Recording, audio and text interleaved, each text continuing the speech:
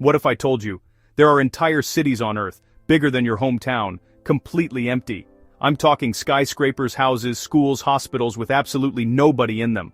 Today, we are going on the craziest world tour ever, visiting 15 of the biggest, most mind-blowing ghost cities on the planet. I literally spent a fortune flying all over the world to show you these unbelievable places, from a radioactive city frozen in time to a millionaire's resort swallowed by the desert.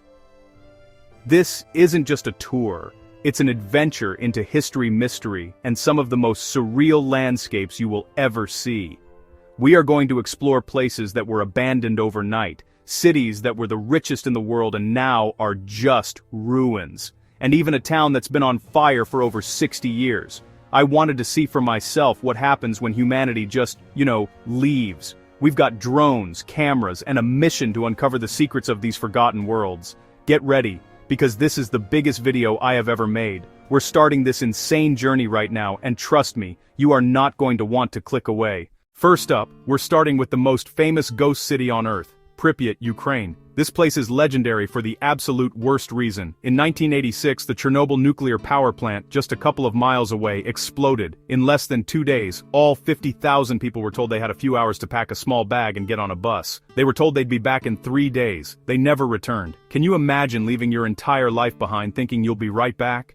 Walking through Pripyat today is like stepping into a Soviet time capsule. Everything is frozen exactly as it was on that day in 1986. Schools with children's drawings still on the walls, apartments with family photos left on tables, the rusting Ferris wheel that was set to open days after the disaster, a chilling reminder of the human cost. The silence is deafening, just the wind, and the clicking of Geiger counters, warning of invisible danger.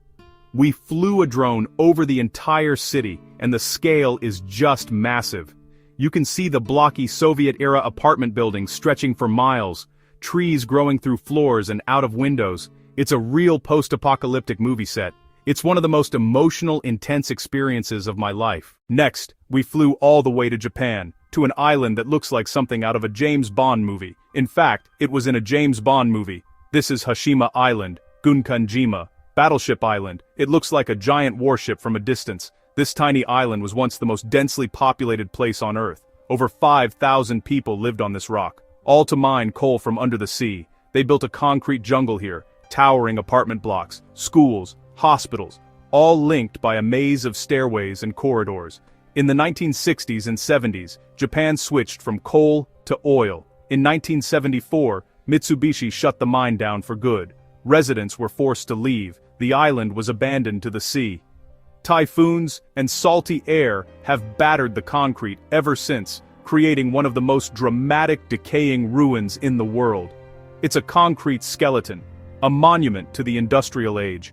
We got special permission to land. It's seriously dangerous. Buildings are literally crumbling around you. Old black and white TVs, furniture, personal belongings, all covered in decades of dust. It feels like exploring the ruins of a lost civilization, and in a way, we are. You won't believe this next one. We are in the United States, in Centralia, Pennsylvania, a town with a secret burning right under its feet. In 1962, a fire was started in a landfill that accidentally ignited an enormous anthracite coal seam running directly beneath the town. And that fire has been burning ever since. For over 60 years, an unstoppable underground inferno has been raging, releasing toxic gases, and giant sinkholes would randomly open up. They evacuated the entire town and demolished the buildings. Today, it's just a grid of empty streets overgrown with weeds. You can see steam and smoke rising from cracks in the ground. The old Route 61 highway buckled and split open from the heat, creating what's now known as the Graffiti Highway, covered in messages before being recently buried. It's a ghost town without ghosts of buildings, only the ghosts of streets and the eerie reminder of the fire still burning below. We're in Cyprus, looking at what used to be one of the most glamorous and exclusive tourist destinations in the entire world. This is Varosha, a suburb of the city of Famagusta. In the early 1970s, this was the place to be. The French Riviera of the Mediterranean, with stunning beaches, crystal-clear water, and dozens of luxury high-rise hotels. Elizabeth Taylor vacationed here. Brigitte Bardot vacationed here. Then, in just one day, it all ended. In July 1974, Turkey invaded Cyprus. Nearly 40,000 people fled, expecting to return in a few days. They never came back. The Turkish military fenced off the entire district. A forbidden zone for decades. From afar it looks modern, but up close, broken windows, vines, and rot. Car dealerships with 1974 models in showrooms, shops with mannequins still dressed in 70s fashion. Recently, parts of the beachfront reopened, but the vast majority remains a sealed time capsule, a powerful, sad symbol of a divided island. We are staying in the region and heading to mainland Turkey to find a ghost town of a completely different kind. Welcome to Kayaköy, hundreds and hundreds of beautiful empty stone houses and churches, once a thriving community of Greek Orthodox Christians, who had lived here for centuries, speaking a unique Greek dialect. They coexisted with Turkish neighbors. The town was known as Levisi, intricate stonework, cascading houses, two massive empty churches. You can feel the history in the air here. But, in 1923, after war, Greece and Turkey agreed to a compulsory population exchange. Everyone here was forced to leave. The incoming settlers found the steep hills unsuitable and soon left. The village was abandoned forever. Now it stands as a silent, beautiful, and profoundly sad monument to forced migration. Now for one of the most visually stunning places I have ever been. We're in the Namib Desert at Kulmanskop. A railway worker found a shiny stone, a diamond, and a massive rush began. Overnight, a rich German-style town, hospital with one of the first X-ray machines, theater, casino, bowling alley, even an ice factory. It was ridiculously wealthy, until the diamonds ran out and richer fields were found to the south. Abandoned by 1956, the desert moved in. Today, giant dunes are swallowing the town. Sand pours through doorways, filling grand rooms. It's one of the most photogenic and surreal ghost towns in the world, nature slowly erasing a monument to human greed. Alright, let's head back to the USA. We're in Bodie, California, one of the best preserved ghost towns in the country. In the late 1870s, Bodie boomed with gold and a lawless reputation, preserved in a state of arrested decay, houses with tables still set, a schoolroom with books, saloons with poker tables, turned into a state historic park, rangers protect, not restore. Walking the dusty streets, you half expect a cowboy to ride by. It's like stepping back in time. We've flown to southern Italy to see Craco, a medieval village perched on a steep hill, like it grew straight out of the rock. Over 1,000 years it grew. Castle, church, stacked houses, a stunning vertical fortress. But landslides and a 1980 earthquake forced evacuation. Craco was left to crumble, and became a movie set for huge films. We are now in the Atacama Desert in Chile, the driest place on Earth. Humberstone and Santa Laura once powered the world's nitrate for fertilizer and explosives, harsh company towns with houses, schools, theaters, pools, stores. Industrial skeletons and colonial-era wood now rust and desiccate under relentless sun. Synthetic nitrate killed the market. By 1960, the towns were abandoned. The desert preserved everything. Theaters, machinery. Today, a UNESCO World Heritage Site in the middle of nowhere. A silent testament to a forgotten industrial empire in the middle of nowhere.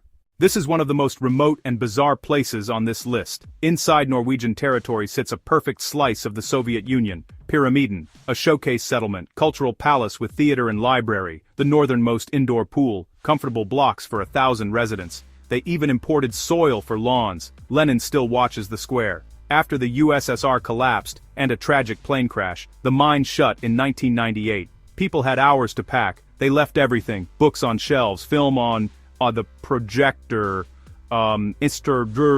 instruments waiting to be played, on a perfectly preserved Soviet ghost town surrounded by glaciers and polar bears. This next location is a ghost town preserved as a memorial. Oradour-sur-Glane, France. On June 10, 1944, an SS company rolled into this peaceful village and rounded up the entire population. Women and children were locked in the church, the men in barns. The church was set on fire and the men were shot. 642 people were murdered. Over 200 children. After the war, Charles de Gaulle ordered the ruins left as they stood. A new village was built nearby. Walking the silent streets, you see burned-out homes, the doctor's rusted car, the skeletal church, and plaques of names, a powerful witness to the horrors of war.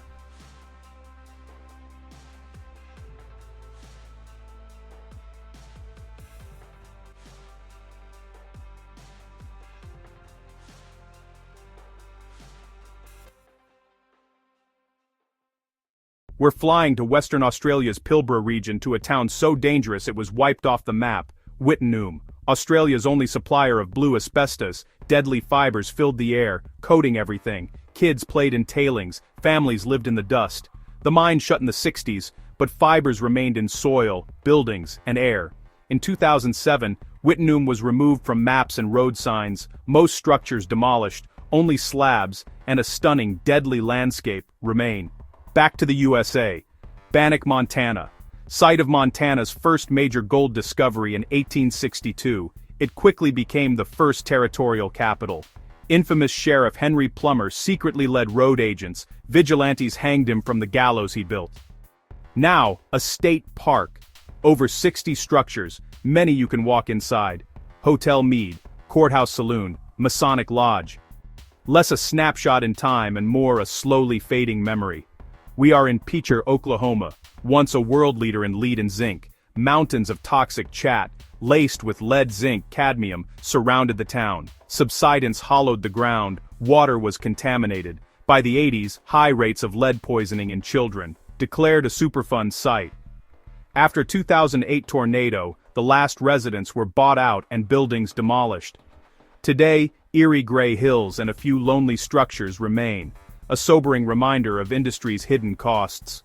For our final ghost city, deep in Brazil's Amazon, this is Fordlandia. Henry Ford tried to break Britain's rubber monopoly by building an American town here. Hospital, power plant, neat suburban houses, golf course, movie theater, factory.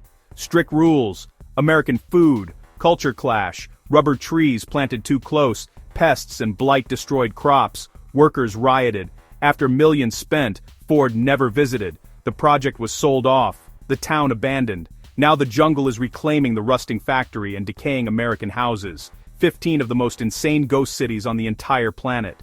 Make sure you watch until the end, and if you enjoyed this world tour, please hit that subscribe button.